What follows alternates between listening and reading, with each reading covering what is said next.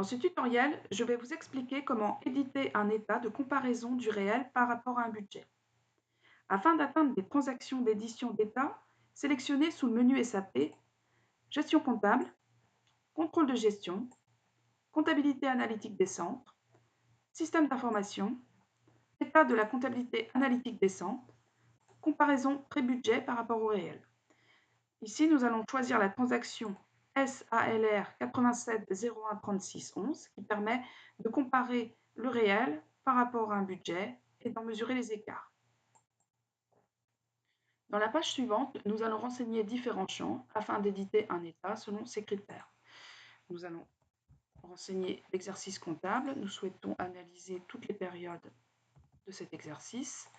Puis nous sélectionnons la version pré-budget par rapport au réel, version 0, sur laquelle nous avons renseigné notre budget.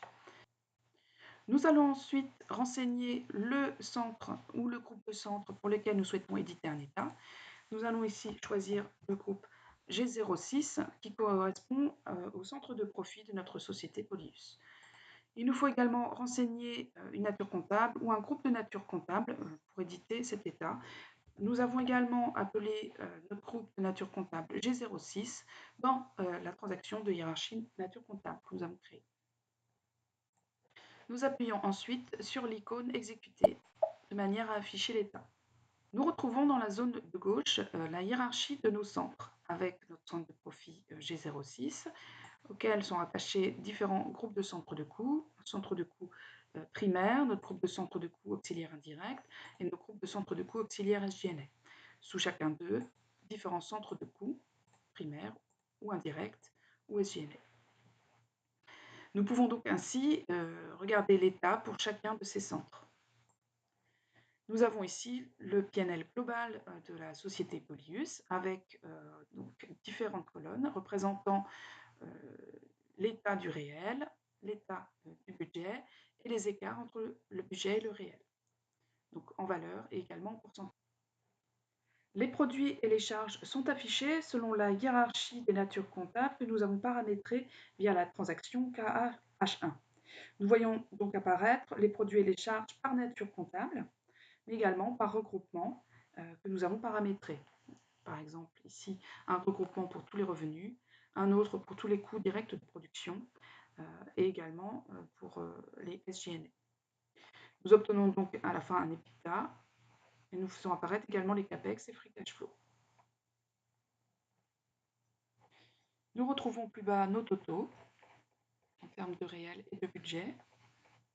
Nous pouvons également retrouver les différents paramètres utilisés pour répartir les charges, donc les volumes d'activité qui ont permis de répartir les charges indirectes en termes d'activité, et également les ratios statistiques qui ont été utilisés pour répartir les charges indirectes concernant des centres utilisant des ratios statistiques, donc les valeurs utilisées pour le réel ainsi que pour le budget.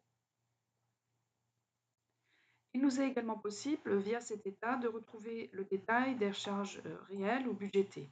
Pour cela, si nous remontons sur les valeurs de réel et de budget, nous pouvons par exemple cliquer sur le montant qui nous intéresse. Donc ici, pour une charge réelle, il faut choisir centre poste individuel réel. On clique. Et ça nous permet de voir le détail des 277 400 000 euros que nous avons dans notre état. Donc ici, nous retrouvons différentes charges enregistrées le même jour sur la même nature comptable, et donc, mais pour des centres de coûts différents.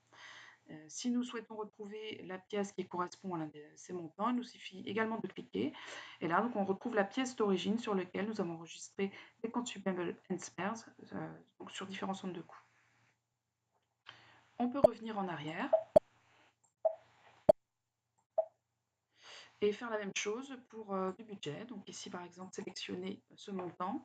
Donc là, comme on est sur des valeurs de budget, nous allons sélectionner centre poste individuel pré-budget. Et là également, nous retrouvons le détail de nos consumables and spares en termes de budget sur les différents centres.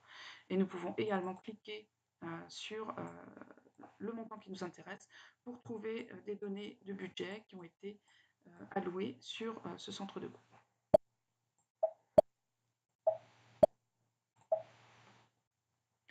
Il est également possible d'éditer ce type d'état sous Excel. Donc, on peut choisir dans l'option Intégration Office, Microsoft Excel, de manière à afficher un état sous un format de fichier Excel.